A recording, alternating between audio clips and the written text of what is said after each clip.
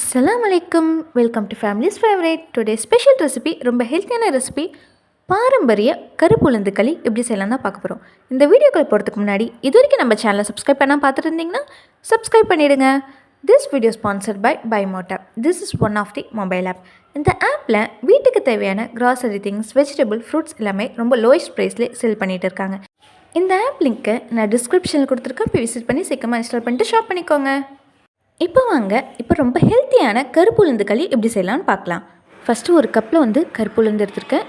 எந்த கப்பில் கருப்பு உளுந்து எடுத்தனோ அதே கப்பில் அரை கப் அளவுக்கு பச்சரிசி எடுத்திருக்கேன். நெக்ஸ்ட்டு ஸ்டவ் ஆன் பண்ணிக்கோங்க. அதில் ஒரு வானல் வச்சுக்கோங்க. அதில் நான் ஒரு கப் அளவுக்கு கருப்பு உளுந்து எடுத்துருக்கல, அதை இப்போ ஆட் பண்ணிக்கிறேன். அதில் நல்லா கலர் சேஞ்ச் ஆகிற அளவுக்கு நல்லா வறுத்து எடுத்துக்கோங்க.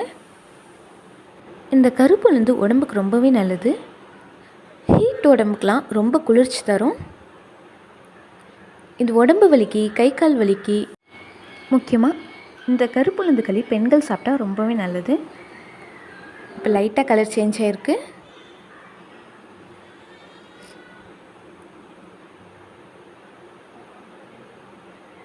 இப்போது நல்லாவே சேஞ்ச் ஆகிடுச்சு.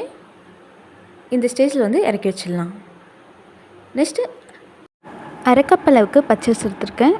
அதை ஆட் பண்ணி அதை நல்லா வறுத்து எடுத்துக்கிறேன்.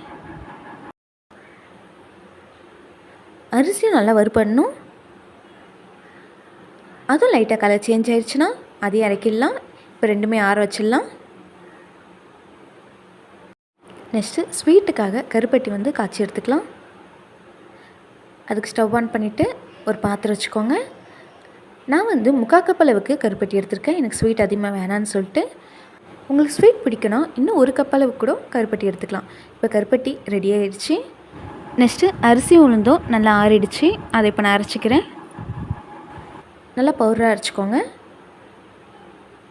அது 1 கப் அளவுக்கு கரெக்டாக வந்திருக்கு.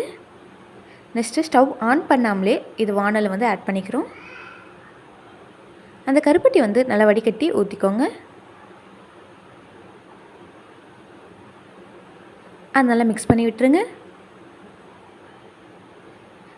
நல்லா கட்டி இல்லாமல் நல்லா மிக்ஸ் பண்ணி விட்டுருங்க. நெக்ஸ்ட் இந்த ஸ்டேஜில் நம்ம இப்போ ஸ்டவ் ஆன் பண்ணிக்கலாம். ஸ்டவ் ஆன் பண்ணிவிட்டு கை விடாமல் நல்லா கிண்டிக்கிட்டே இருங்க. எந்த ஸ்வீட் செஞ்சாலும் லைட்டாக சால்ட் போட்டுக்கோங்க. நல்லா மீடியம் ஃப்ளேமில் வைங்க. அப்புறம் 1 டீஸ்பூன் அளவுக்கு நான் ஏலக்காய் பொடி ஆட் பண்ணிக்கிறேன். அதையும் போட்டு நல்லா மிக்ஸ் பண்ணிக்கோங்க. ஹை ஃப்ளேம் வைக்காதீங்க, மீடியம் ஃப்ளேம்லேயே இருக்கட்டும். அதையும் நல்லா மிக்ஸ் பண்ணி விடுங்க. எந்த கப்பில் கருப்பு உளுந்து எடுத்தனோ அதே கப்பில் 3/4 கப் அளவுக்கு நல்லெண்ணெய் எடுத்திருக்கேன். அது கொஞ்சம் கொஞ்சமாக ஆட் பண்ணிக்கிறேன். கைவிடாமல் கிண்டிக்கிட்டே இருங்க. கொஞ்சம் கொஞ்சமாக ஆட் பண்ணிக்கோங்க. நல்லெண்ணெய் ஊற்ற ஊற்ற இழுத்துக்கிட்டே இருக்கும்.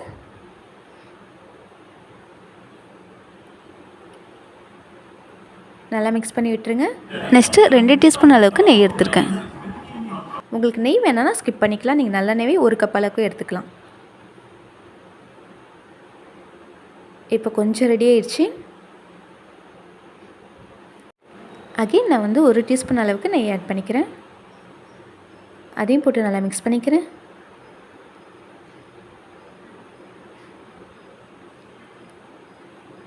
நெக்ஸ்ட்டு லாஸ்ட்டாக இன்னும் கொஞ்சம் நல்லெண்ணெய் இருக்குது, அதையும் இப்போ ஆட் பண்ணிக்கிறேன்.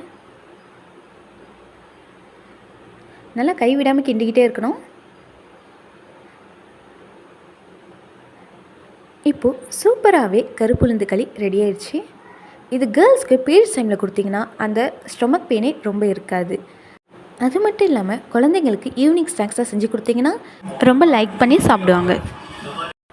நீங்களும் ட்ரை பண்ணி பார்த்துட்டு எப்படி இருக்குது சொல்லிட்டு மறக்காமல் கமெண்ட் சொல்லுங்கள்.